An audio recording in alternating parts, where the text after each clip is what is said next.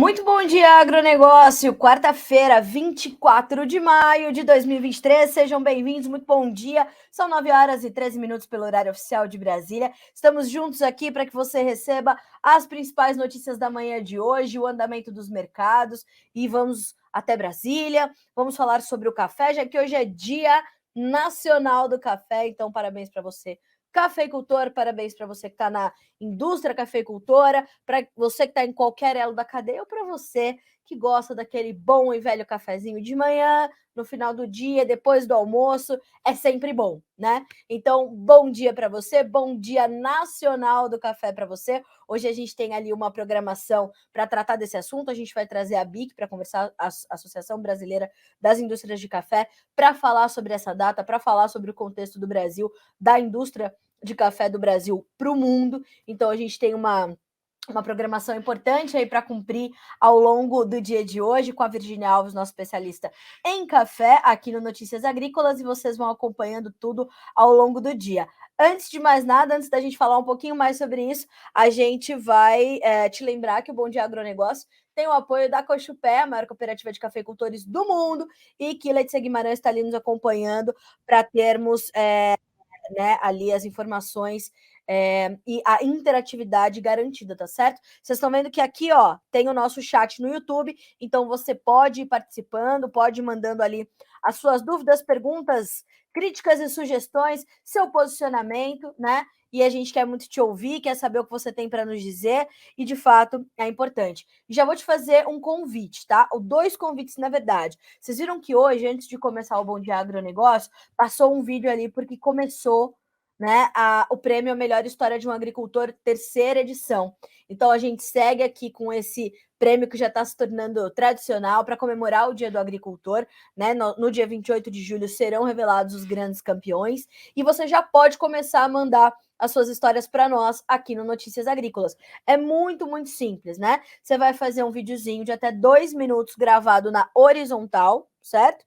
Então, contando a tua história, a história da tua família, a história da tua propriedade, como você chegou no agro, ou se você herdou essa atividade da tua família, está na tua genética, está no sangue, enfim, conte a sua história, mande para nós num vídeo de até 2 minutos, não tem grande segredo, tá, pessoal? É só fazer esse vídeo de até 2 minutos, aí cada um vai ali fazer como achar melhor, e mandar para nós pelo WhatsApp. O número é o 19 99767 0241, repetindo, 19 99767 0241. Eu vou deixar para vocês aqui, ó, melhor história de um agricultor. Eu vou pedir para nossa equipe deixar também fixado ali. E esse prêmio, como eu falei, está na terceira edição, já é um dos prêmios mais tradicionais do agronegócio brasileiro e vai ser um prazer a gente contar 997670241. Vai ser um prazer contar a sua história aqui no Notícias Agrícolas, então mande para nós, tá certo? Você tem até o dia 30 de junho para enviar, não vai me deixar para a última hora, hein? Não vai me deixar para a última hora. Então vá produzindo, vá mandando, a gente está esperando aqui a tua história, tá certo? Ao longo dos dias você vai saber quais serão os prêmios, tem o troféu João Batista Olive, que não deixamos de entregá-lo também, enfim, tem muita coisa boa para acontecer aí para você que participa desse prêmio, tá bom? Seguindo por aqui, minha gente, vamos então falar um pouquinho sobre café, já que hoje é o Dia Nacional do Café? Antes de mais... Não, Carla Mendes, volte. Vamos fazer a nossa rodada de preços, como não? Já ia eu para as notícias antes de trazer os preços. Vamos para a rodada de preços, porque hoje é dia de baixa para as cotações dos grãos na Bolsa de Chicago. Mais uma vez, soja, 13 dólares e 19 centos por bushel, uma queda de 0,2%. O milho, 5 dólares e 76, caindo 0,07%. O trigo, 6 dólares e 13, esse liderando as baixas, 1,2% de baixa. Entre os futuros do farelo e do óleo, nós também temos queda. O farelo cai 0,3%, 405 dólares por tonelada curta. O óleo de soja, 0,2% de baixa para 47 centos mais 65 por libra. No farelo, inclusive, os contratos mais alongados, eles já estão abaixo dos 400 dólares, tá? Nos contratos mais distantes, né? E ontem eu apurei uma informação importante e vou detalhá-la para vocês hoje ao longo do dia, que é o seguinte. O Eduardo Vanin, que deu entrevista ao Notícias Agrícolas ontem, no final do dia, para fechar o mercado da soja, ele falou sobre isso, que em algum momento o farelo deverá ter vida própria. Por quê? Porque as processadoras argentinas, em algum momento, bem mais cedo do que em anos anteriores, elas vão paralisar as suas atividades. E aí isso vai desencadear uma série de problemas, mas enfim, tem baixa qualidade, a pouca soja que tem lá, tem pouquíssima matéria-prima, então inevitavelmente não vai ter como né, não passar por isso, as processadoras deverão, então, paralisar as suas atividades. E nesse ínterim, a gente deve ver o farelo, mais uma vez, ser o elo forte do complexo, porque se não se compra na Argentina, vai ter que se comprar no Brasil ou nos Estados Unidos. E a ANOPA, a Associação Nacional dos Processadores de Oleaginosas nos Estados Unidos, já vem reportando, inclusive, níveis recordes de esmagamento de soja lá para os americanos. Então, quer dizer, é olho vivo no farelo, tá certo? Mas mesmo assim, a gente tem essas posições mais alongadas, como, por exemplo, já o setembro, $390,80, o outubro, $380,80, e aí a gente vai perdendo mais valor ao passo em que a gente vai alongando os vencimentos. O março 24, por exemplo, 370, e para ali adiante, abaixo de $370 por tonelada curta, negociados na Bolsa de Chicago. Aí a gente tem que entender como vão se comportar esses mercados físicos. Argentina, Brasil, Estados Unidos, tá? Fecha parênteses, então, para o farelo. Bom, vamos para a Bolsa de Nova York agora. O café, $1,89 mais 8 por libra-peso e sobe 0,9%. O açúcar cai 0,5% para 25 centos mais 68 por libra. O algodão cai 1,4% para valer 83 centos mais 21 por libra-peso. E hoje é dia de alta para o petróleo. WTI e Brent em alta. Nós temos, então, o WTI subindo 1,4% para $73,94 por barril, o Brent $77,83, uma alta de 1,3%. Sobem também os futuros do gás natural, 1,3% de alta. O ouro também em campo positivo, tem 0,5% de alta.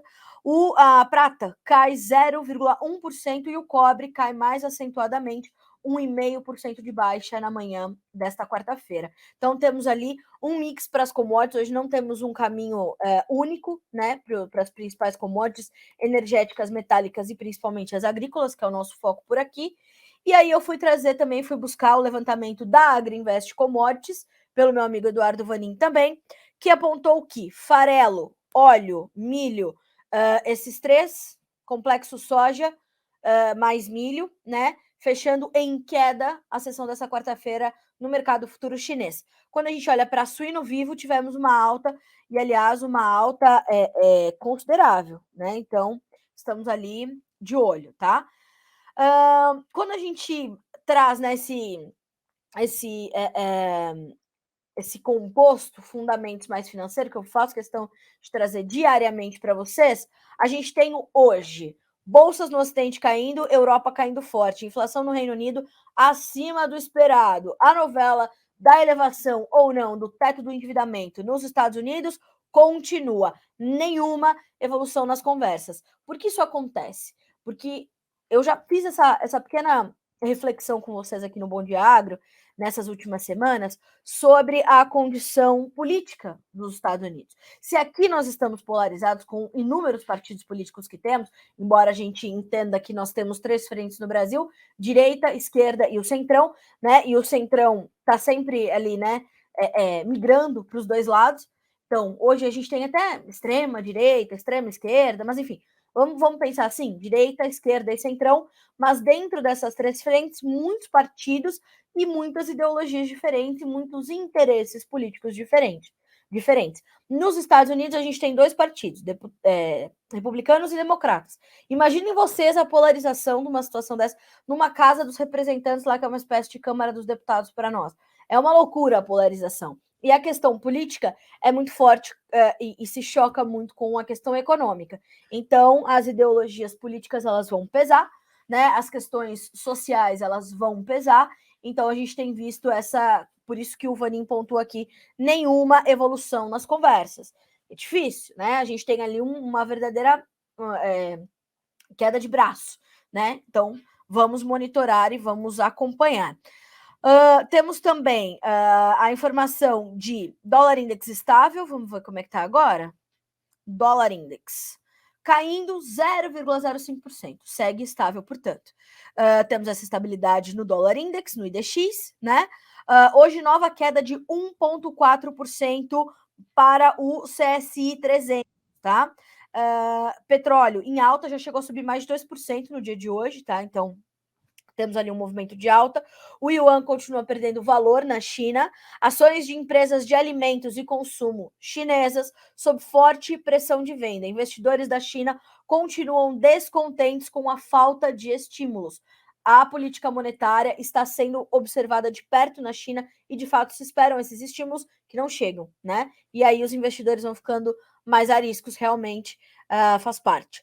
O índice das commodities da Bloomberg hoje está subindo 0,33%, mas ainda perto do suporte dos 100 pontos, mínima de janeiro de 2022. Mapas de clima mostram redução do volume de chuvas para o meio oeste americano e temperaturas mais elevadas. Já já a gente detalha um pouco mais dessa situação. Agora são 9 horas e 24 minutos.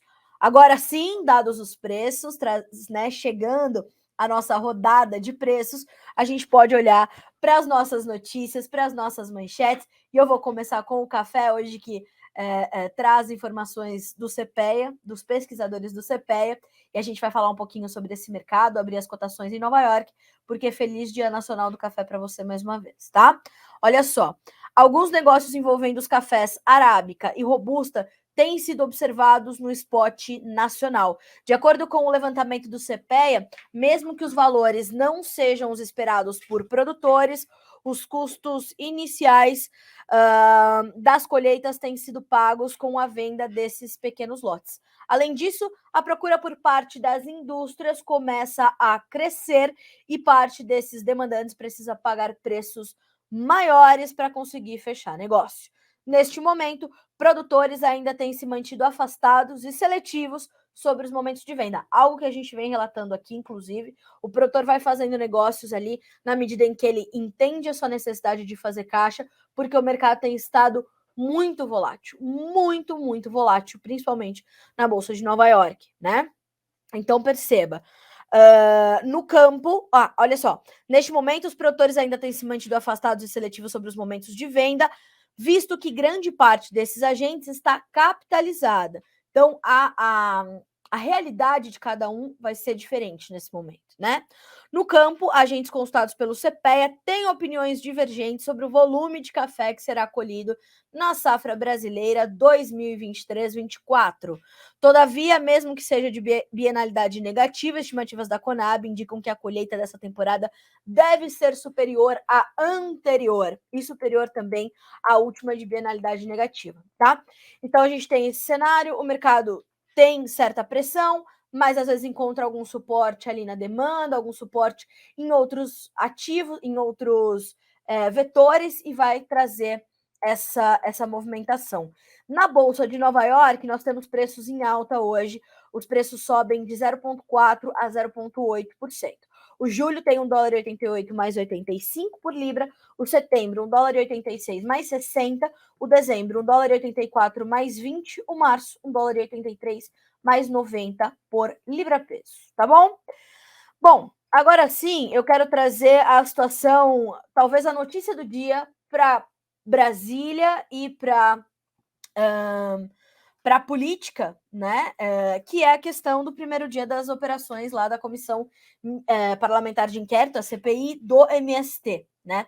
Foi um dia bastante pesado, nós estaríamos com o deputado Tenente Coronel Zucco nesta manhã de hoje aqui ao vivo no Bom Dia Agronegócio. Ele teve ali um imprevisto, a gente vai remarcar essa entrevista, mas eu trouxe aqui, separei para vocês um vídeo de uma entrevista coletiva que ele deu ontem na sequência deste primeiro dia, que foi um dia bastante polêmico, foi pautado mais em ataques pessoais da oposição à bancada que comanda ali a CPI do MST, e inclusive isso ganhou mais repercussão na mídia do que efetivamente os trabalhos para se investigar as invasões de terra no Brasil, né?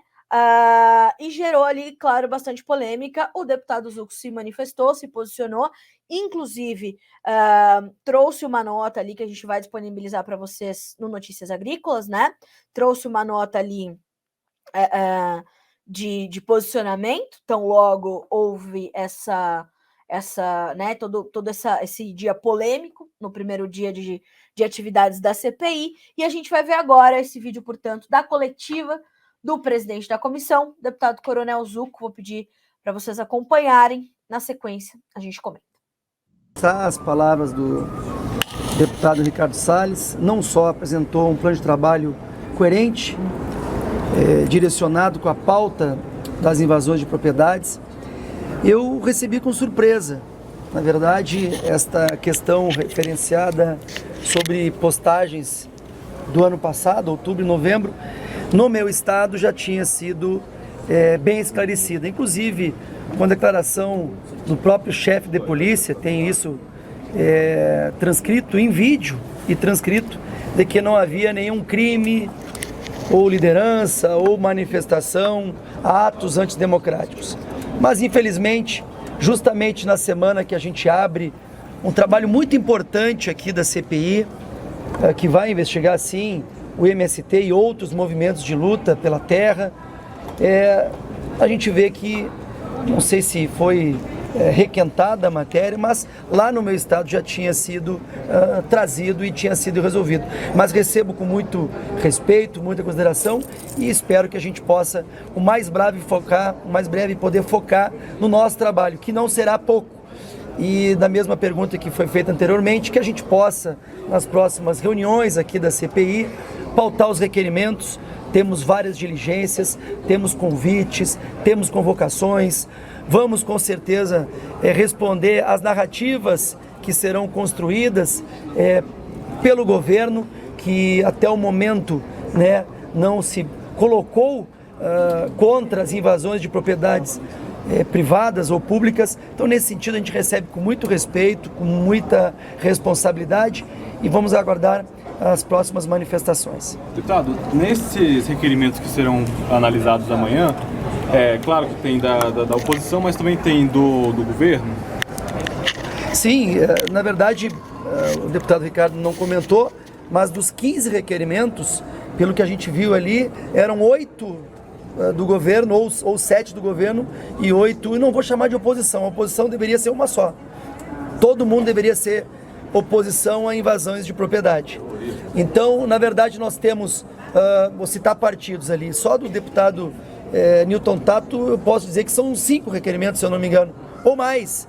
Então, nós estamos aqui fazendo um trabalho responsável, técnico, e que vai chegar, com certeza, a vários esclarecimentos. Aos financiadores e organizadores, deputado. Desculpa. Como é que vocês vão fazer para não politizar a CPI? Não tem como não politizar, né? Mas a eleição de São Paulo passa pela CPI. Infelizmente, é bem importante que a imprensa realmente faça o seu trabalho, e eu quero agradecer para que a gente possa realmente repercutir o que está sendo falado aqui dentro. Vocês terão aqui várias oportunidades para escutar convocações, convites, para participar das diligências. Então, com certeza, nós vamos ter, como eu disse, uma ideia de início, mas não sabemos como vai terminar.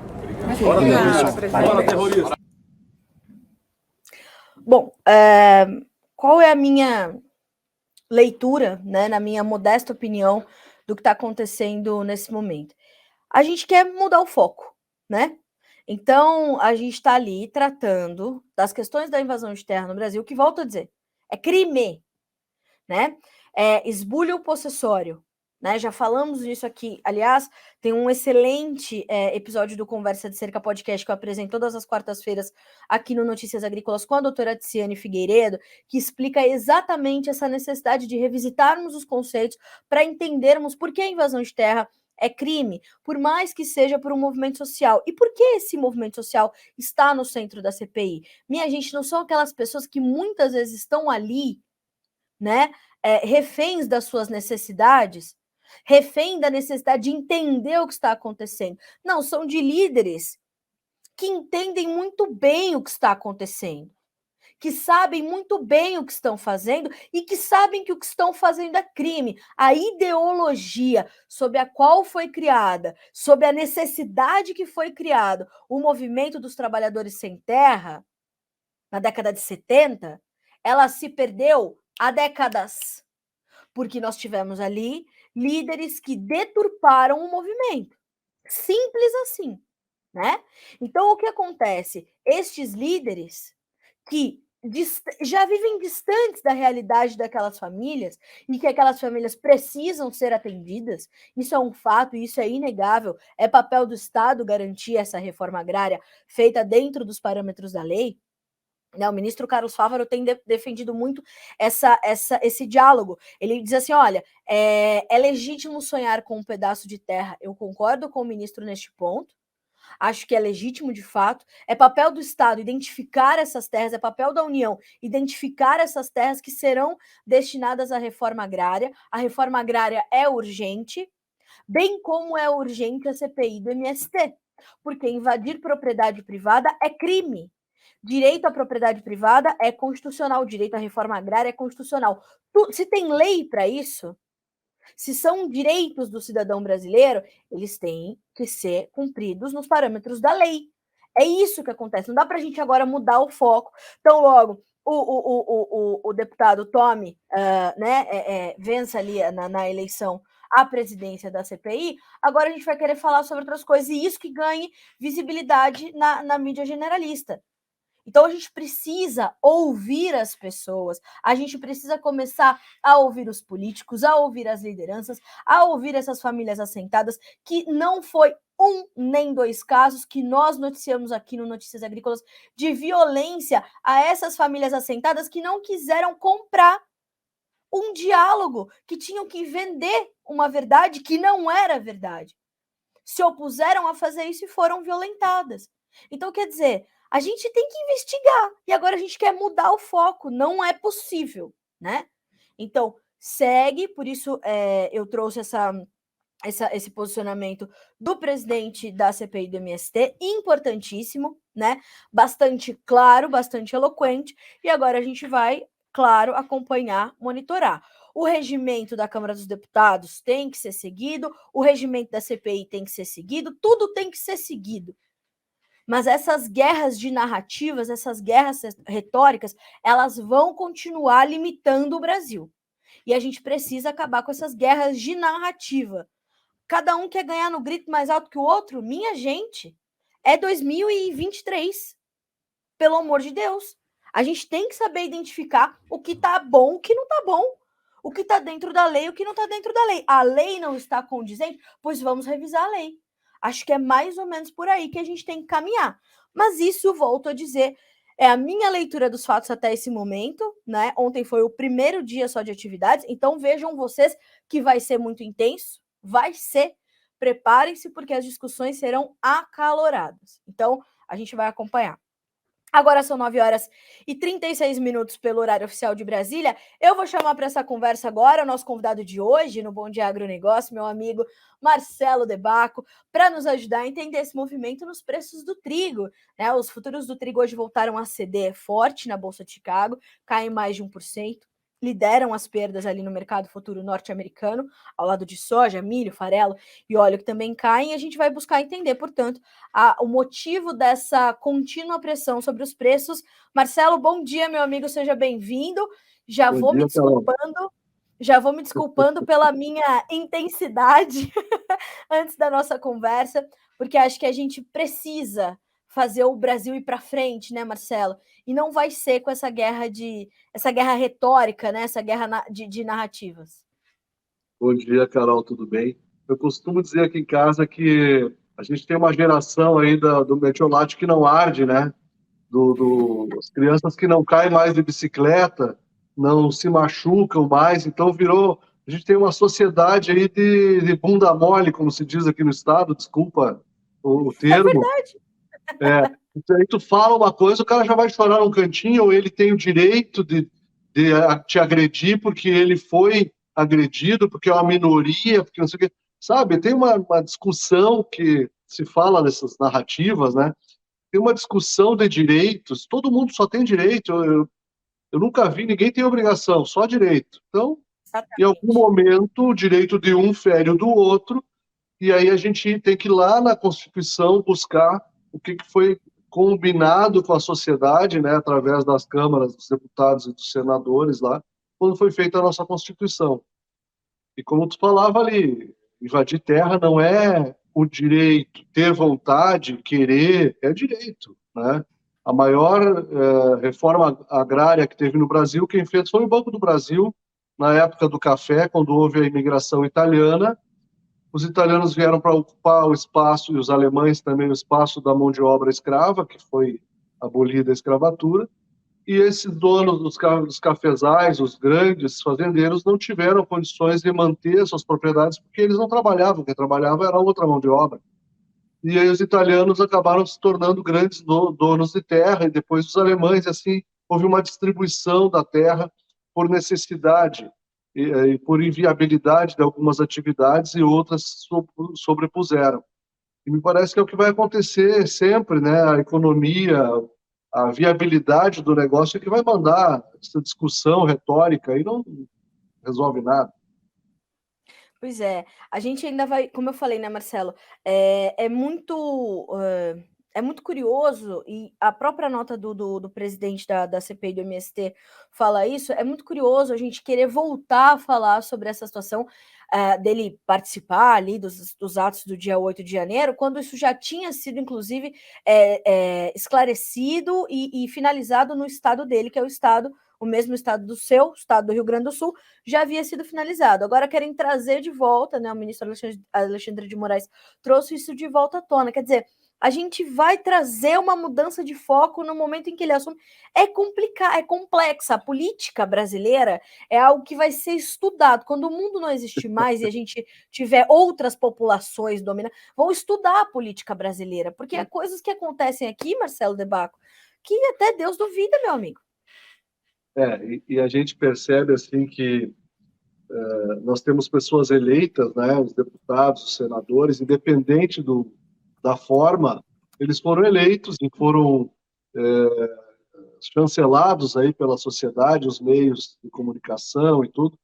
E aí tem gente que não foi eleita para nada, foi escolhida por um cara, em algum momento por algum benefício, alguma troca de favor, e eles é que estão mandando no Brasil hoje. Isso é um contrassenso, e até eu fico assim perplexo de ver uma Câmara de Deputados com mais de 500 deputados e mais os senadores abaixando a cabeça e tentando criar um diálogo sobre uma coisa que não tinha nem que discutir. Estão caçando deputados, daqui a pouco vão caçar a gente, vão tirar a gente do ar, vão caçar a minha vida porque eu falei contra. E é justamente esse o processo antidemocrático que a gente vê acontecendo de fato diariamente, né? Um tribunal superior de gente que não foi eleita caçando pessoas eleitas, ou seja, cadê a realidade? Onde é que está a lógica disso? É uma coisa que só... Né? Quem investiga o investigado, o investigador, né, Marcela? É mais ou menos isso que a gente tem que entender. Agora, meu amigo, coisas que a gente consegue responder, como, por exemplo, essa pressão sobre os preços do trigo, tem justificativa para toda essa queda e ela tende a continuar, Marcelo? Sim, Carol, para as duas perguntas, sim, tem justificativa. A gente teve uma entrada atrasada da Rússia e da Ucrânia no mercado, eles ficaram praticamente 6 meses sem participar da comercialização, veio a liberação do canal de navegação seguro, mesmo durante a liberação, os primeiros meses, a gente só via embarque de milho, porque a Ucrânia usava a fronteira seca para exportar trigo.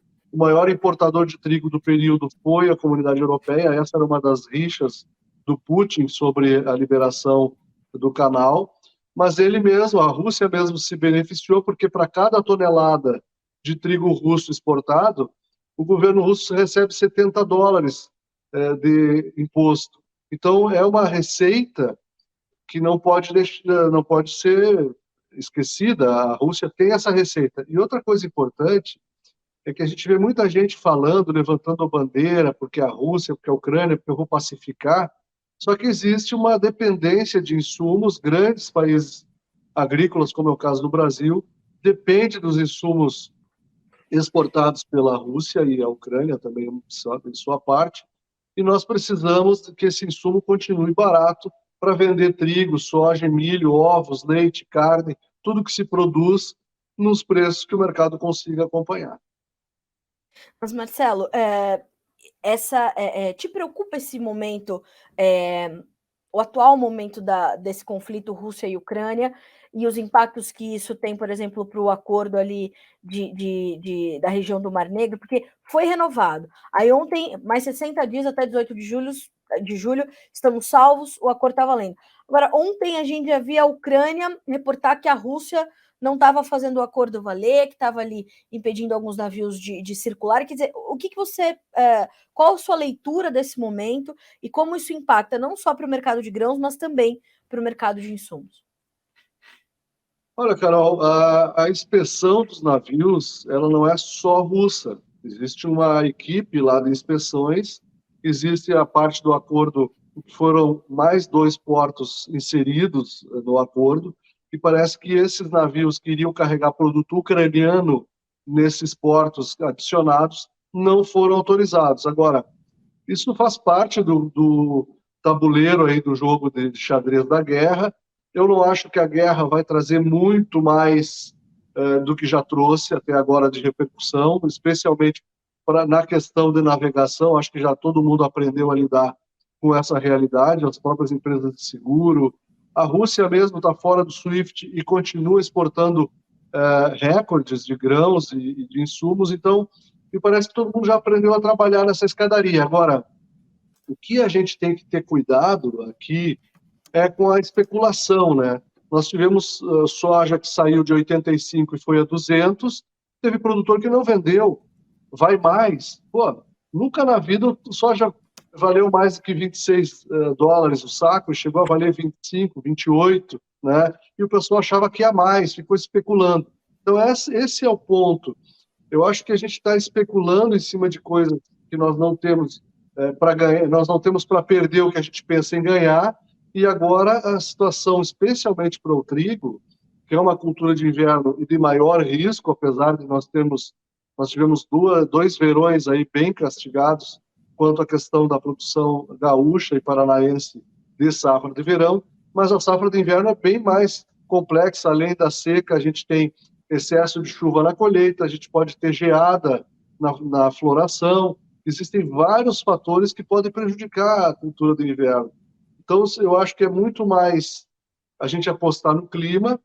E uma outra coisa importante, né, Carol? Soja, nós temos 86% do soja do mundo produzido nas Américas. E trigo, cada vez se produz um pouquinho em cada lugar.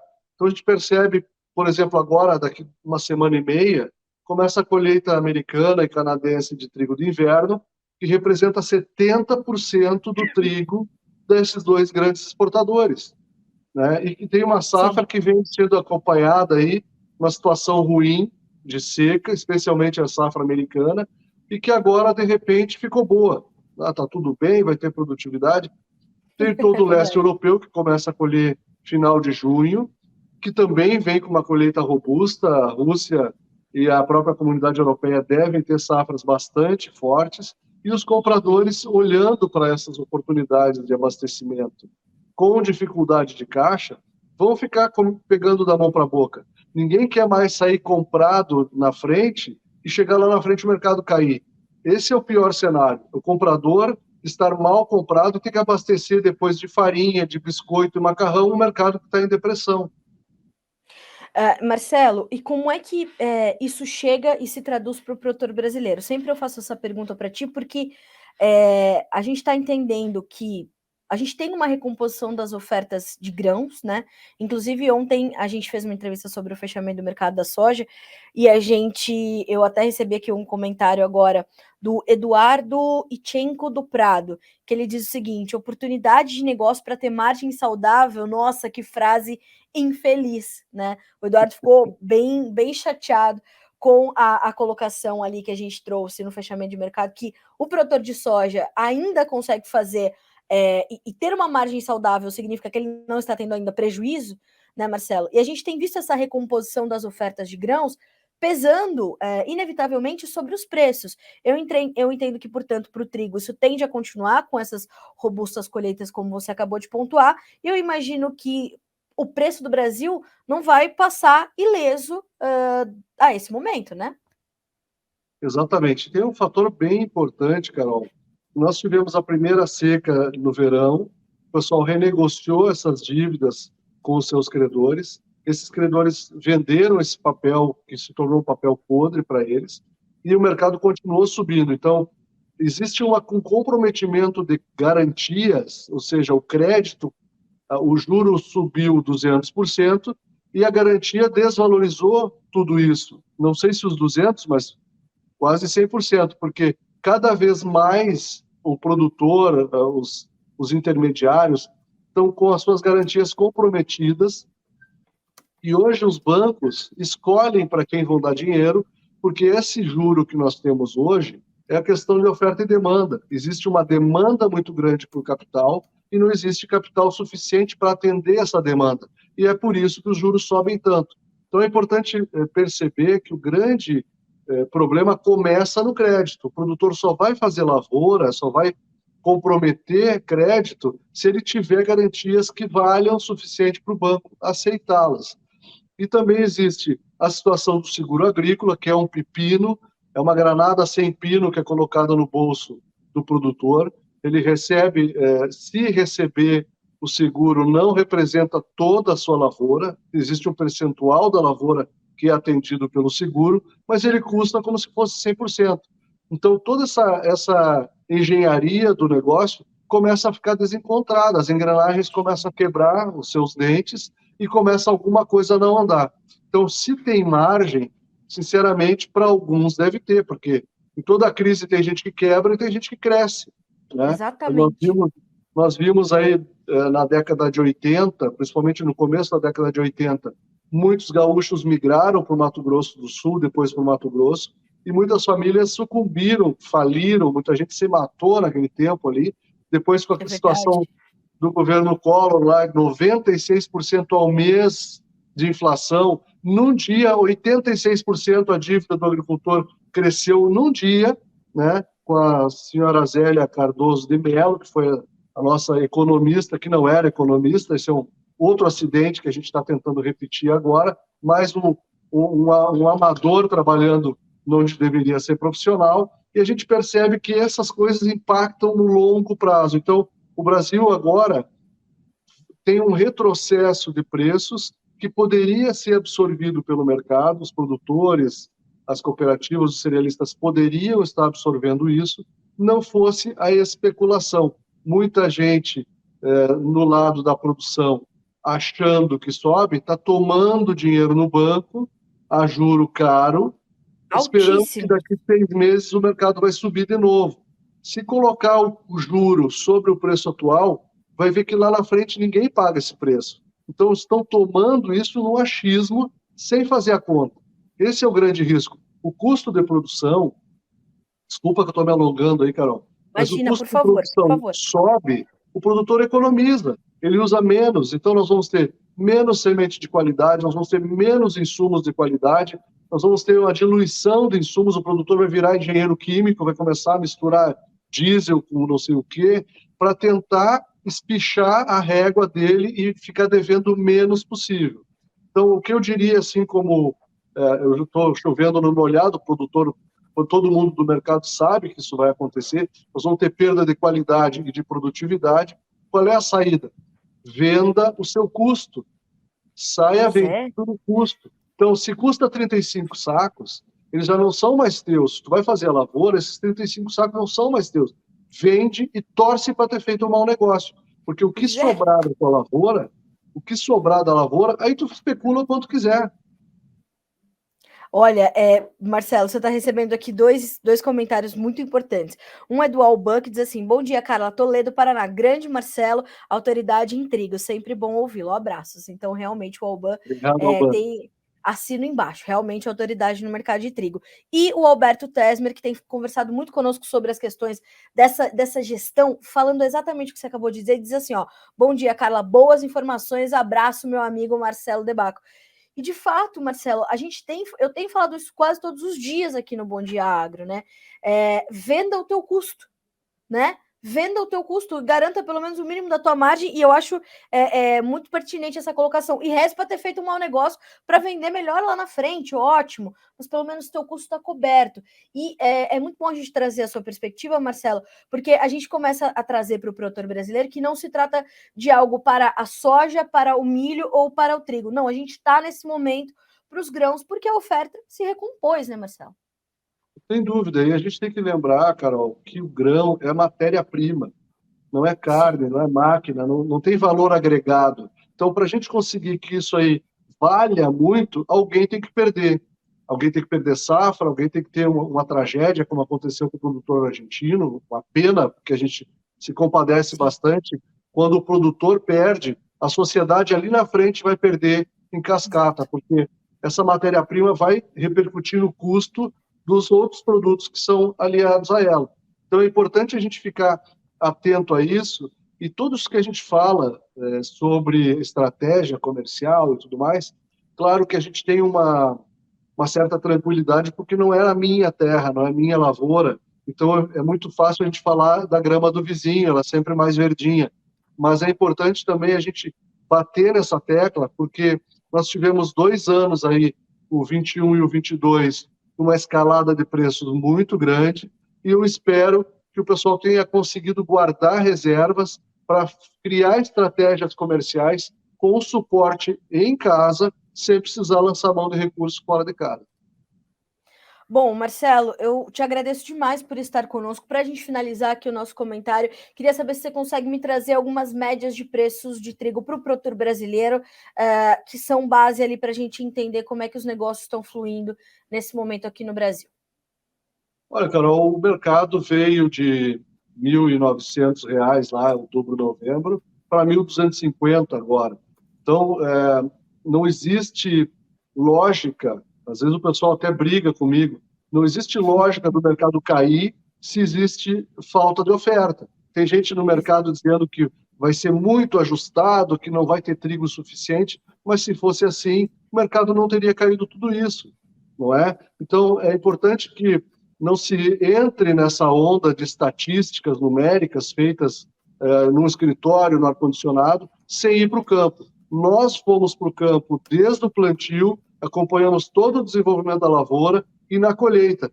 Não estou dizendo que nós somos os certos, os únicos certos nos nossos levantamentos. O que eu estou dizendo é que, nesse momento, o produtor tem que ter uma visão muito dentro da porteira, muito ajustada e realista, e não pode inventar de virar especulador, porque ele vai deixar de ser produtor tentando ser especulador. Marcelo, olha, é bálsamo para nós ter você com a gente. Obrigada mais uma vez, meu amigo, por aceitar o nosso convite, por estar conosco no Bom Dia Agro. Eu falei que tá meio caótico hoje esse Bom Dia Agro, que eu já cheguei eu cheguei muito tranquila, viu, Marcelo, com o Dia Nacional do Café. Ai, que maravilha!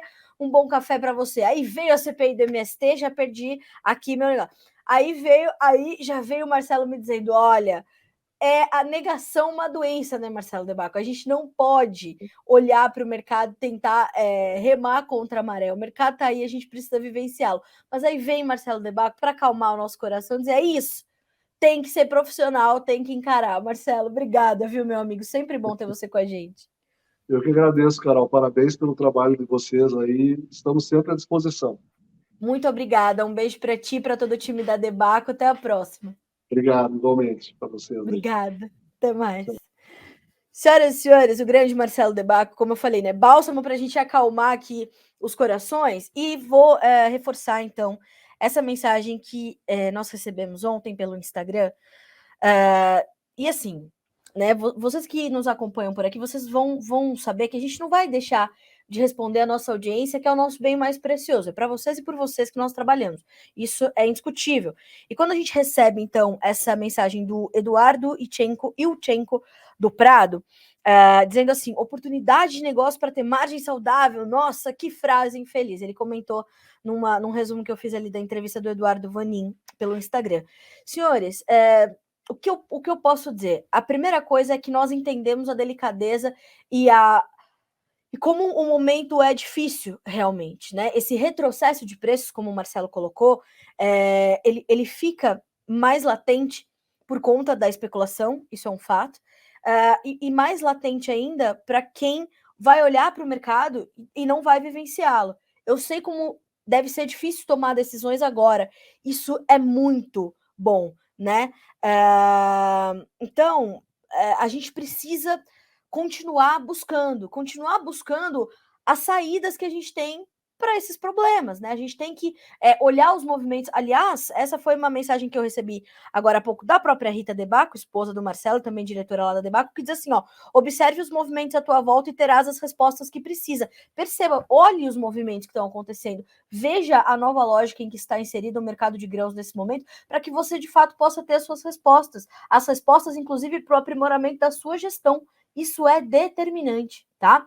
Então, obrigada pela sua mensagem, viu, Eduardo? O objetivo é a gente mostrar para você que, para você e para nossa audiência, que em algum momento, como disse o Marcelo, alguém está se valendo da crise e está crescendo, porque nas crises alguns crescem e se desenvolvem, outros quebram. É verdade, esta é a vida, minha gente, né? Então, o Bom Dia Agro tem sido muito passional esses últimos dias, porque eu entendo, me coloco no lugar de vocês e o meu papel aqui, de todo o time do Notícias Agrícolas, é levar informações para que vocês possam tomar as melhores decisões possíveis num mar tão turbulento como esse em que estamos.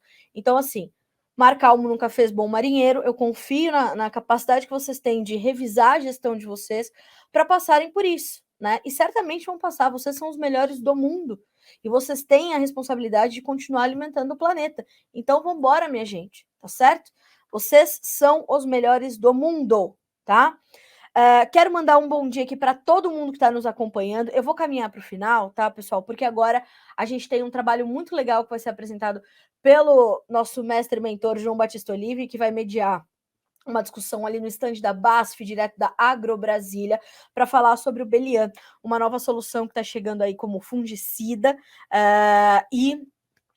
para conhecer o Belian, para participar dessa discussão, você pode, inclusive, clicar aqui no íconezinho do WhatsApp, que já está aparecendo lá na nossa página inicial do noticiasagricolas.com.br, por lá já começaram os trabalhos, tá?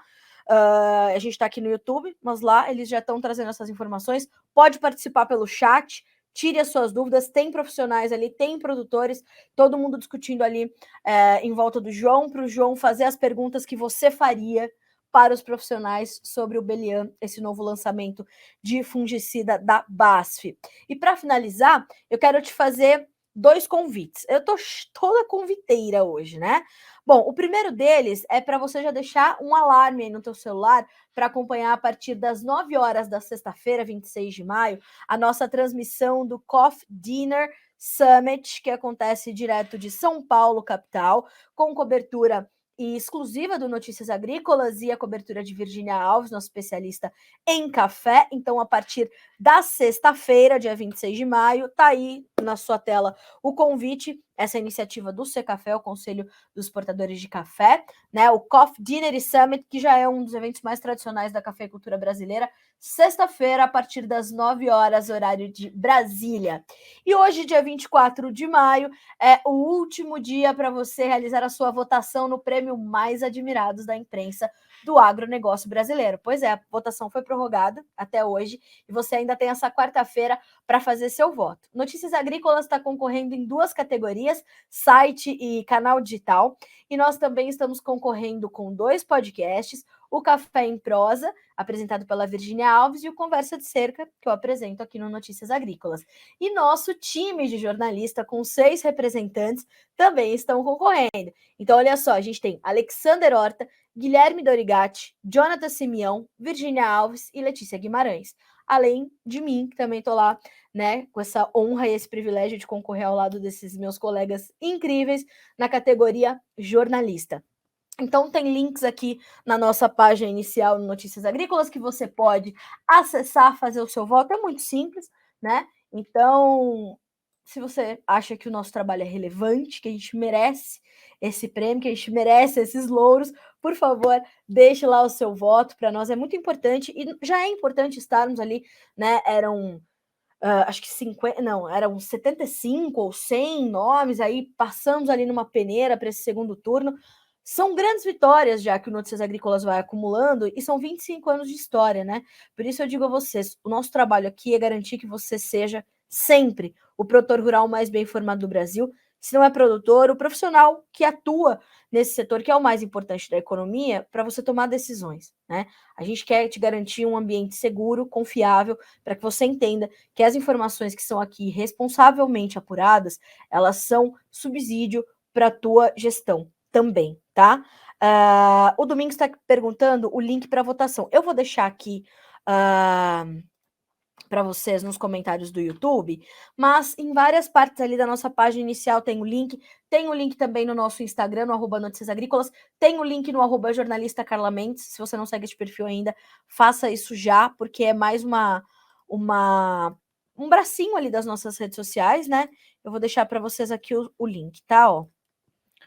Aí vocês podem acessar esse link, sucesso, e é isso. Quero agradecer, então, o pessoal que está aqui com a gente, ó. A Doniran Castro, seu Doneira, obrigada. Bom dia, amigos do Agro. Carla, hoje teremos melhores notícias. Soja e milho. Tomara, né, seu Adoniran? Tomara que a gente tenha melhores notícias, embora os preços sigam recuando. A soja já passou para estabilidade. O milho, vamos ver. Já está subindo um pouquinho. Ó, o seu Adoniran profetizando, tá dando certo. E os preços do trigo estão caindo ainda, tá? Marcelo explicou tudo direitinho por que isso está acontecendo. Também o José Carlos Júnior, de só na espera da alta para vender a soja. José Carlos Júnior, vai esperar, meu amigo? Espera, mas espera com uma operaçãozinha feita. Ou vai comprar put em Chicago, ou vai fazer uma operação mais estruturada, mais elaborada, mas não fica descoberto, tá? Para segurar sua soja, pelo amor de Deus. O Danilo Padovani, bom dia, de Sacramento, Minas Gerais. O Domingos fala conosco de Marília, São Paulo. O Renato Lourenção fala conosco de Bauru. Excelente dia a todos, obrigada, meu amigo, para ti também. O Paulo Roberto, de Suaçuí, Minas Gerais. Deus abençoe, amém, você também. O Miotti, de Luiz Eduardo Magalhães, da Bahia. Minha amiga Vanessa Fernandes, de São Paulo e Minas Gerais. O Udo Streflin, bom dia, viva a agricultura, viva! Ricardo Machado de Souza, de Catalão, Goiás, e os meus amigos aqui que eu já trouxe, e o seu Dário José Magnani, conosco também. Olá, bom dia para o senhor também. Senhoras e senhores, a gente vai terminando por aqui. Já te convido a manter-se no noticiasagricolas.com.br para acompanhar essa discussão que está sendo apresentada agora pelo meu amigo Alexander Horta, ao lado do grande João Batista Olive, ali sobre o novo fungicida da BASF, o Belian. Você pode participar dessa discussão ou pelo chat ali do YouTube ou pelo WhatsApp, tá? Tem um botãozinho ali para você trazer essas informações. Tem um QR Code para você também escanear e mandar a sua pergunta para os profissionais que estão ali debatendo. É importante conhecer a tecnologia, as novas soluções que estão sendo apresentadas para a sua atividade, tá certo? Participe dessa discussão. A gente vai ficando por aqui, mas amanhã tem mais, e já, às 10h30, eu tenho uma conversa importante com o presidente da ProSoja Brasil, seu Antônio Galvão, para falar sobre esse momento dos preços e como a ProSoja, enquanto instituição de classe, enquanto representante dos sojicultores do Brasil, está recorrendo ao governo para algumas medidas ali de auxílio, tá? É importante você acompanhar 10h30, horário de Brasília. Estou te esperando aqui do ladinho no nosso outro estúdio. Fechado? Boa quarta-feira para você, bons negócios. Até amanhã.